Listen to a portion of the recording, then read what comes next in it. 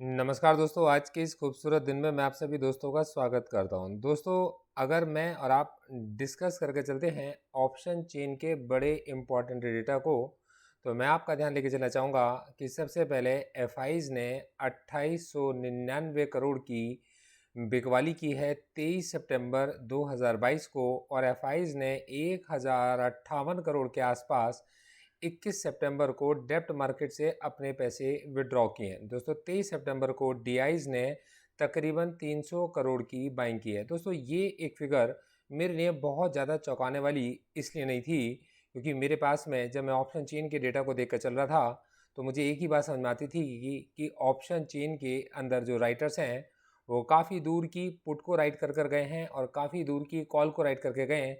मतलब उनकी expectation market के अंदर एक बड़े वोलेटाइल मूव की थी। और दोस्तों, 17,350 के पास में जहां हमारा मार्केट क्लोज होता है, तो दोस्तों 17,327 के पास 17,350 की कॉल ऑप्शन की कीमत तकरीबन 168, और 17,350 के पुट की ऑप्शन की कीमत तकरीबन 181। तो मैं ये मान के चलता हूँ कि अप्रॉक्सीमेट 175 मतलब 350 पॉइंट की एक्सपेक्टेशन थी मार्केट पॉइंट्स की, मतलब पार्टिसिपेंट्स की, कि 350 पॉइंट नीचे या 350 पॉइंट ऊपर, मतलब कि 17,000 का लेवल नीचे की साइड में और 17,700 का लेवल ऊपर की साइड में। एग्जैक्टली यही हमें देखने को भी मिला कि मार्केट पार्टिसिपेंट ने 17,700 के कॉल ऑप्शन को और 17,000 के पुट ऑप्शन के अंदर, जिनकी कीमत भी तकरीबन आप देख के चलेंगे बराबर ही है, एक है 48 और एक है 58। तो यहाँ हम देख सकते हैं कि कहीं पर पुट की डिमांड थोड़ी सी ज़्यादा थी और कॉल की डिमांड यहाँ पर थोड़ी सी कम थी। दोस्तों, इसको हम लोग ऑब्जर्व करने की कोशिश तो कर रहे हैं, लेकिन दोस्तों कुछ चीज़ें इसमें बड़ी चौंकाने वाली हैं जो मैं आपको समझाना चाहूँगा। दोस्तों, 17,350 पर कॉल के राइटर कुल 49,900 और 17,300 पर कॉल के राइटर्स कुल 49,150। दोस्तों, यही चीज़ 17,350 की पुट पर राइटर्स 74,300 और 17,300 की पुट पर राइटर्स 2,05,500। तो दोस्तों, ये जो डेटा था ये काफ़ी ज़्यादा मार्केट के अंदर चौंकाने वाला था।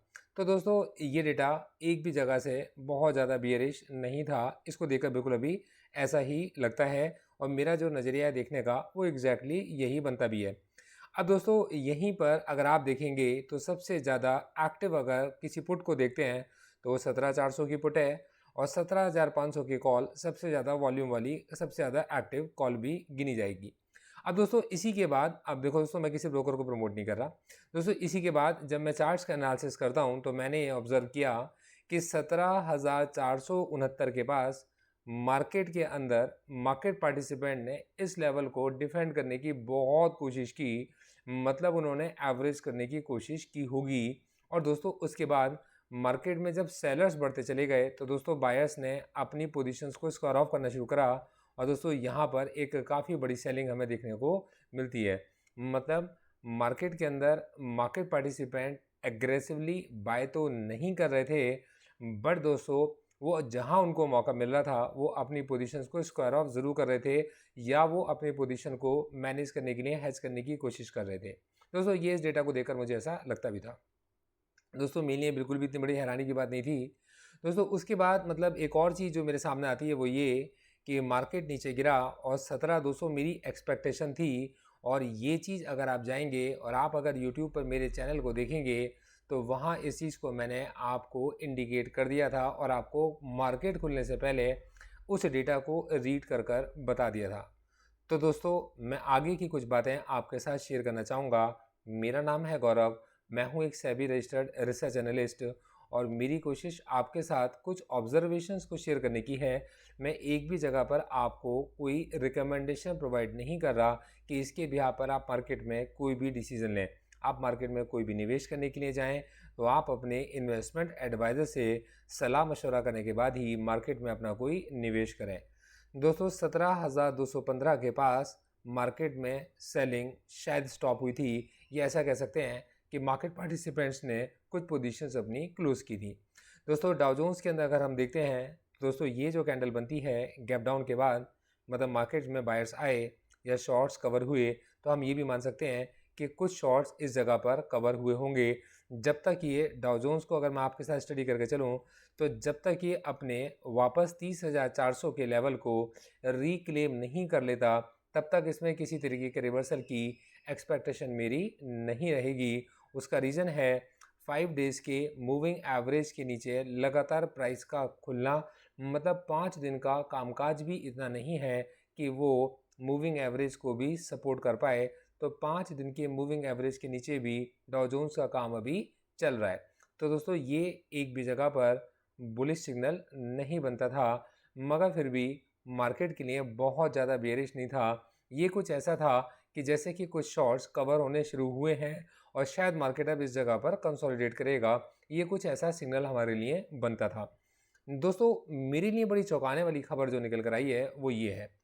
दोस्तों चाइना ने 9,000 फ्लाइट्स अपनी कैंसिल की हैं। दोस्तों मैं जिस वेबसाइट को एक्सेस कर रहा हूँ, मतलब देख पा रहा हूँ, दोस्तों इस न्यूज़ को आप भी जाकर चेक कर सकते हो। दोस्तों ये इंडियन गल्फ .in की कोई न्यूज़ है, कोई वेबसाइट है। और दोस्तों यहाँ अगर आप जाकर देखेंगे तो ये एक चीज़ इंटरनेशनल डेस्क से बता कर चलते हैं। देखिए दोस्तों 24 सितंबर 2022 10:28 की न्यूज़ है और 11:13 पर ये एनालिसिस मैं आपके साथ कर चल रहा हूँ। तो दोस्तों इस न्यूज़ को अगर मैं रीड करके चलता हूँ तो मेरे कान खड़े हो जाते हैं, मतलब मेरा सिस्टम अलर्ट पर आ जाता है। दोस्तों चीज़ क्या है कि चाइना ने 9,000 फ्लाइट्स को अननोन रीज़न के कारण कैंसिल आउट किया है।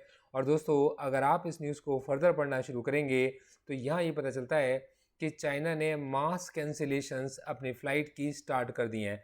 और दोस्तों कोई भी रीज़न क्लियर नहीं है। दोस्तों एग्जैक्टली ऐसा ही हमें तब देखने को मिला था जब चाइना ने कोविड-19 की न्यूज़ को हाइड किया था। और दोस्तों कोविड-19 के समय भी उन्होंने कॉन्टीन्यूसली अपनी फ़्लाइट्स को कैंसिल करना शुरू किया था।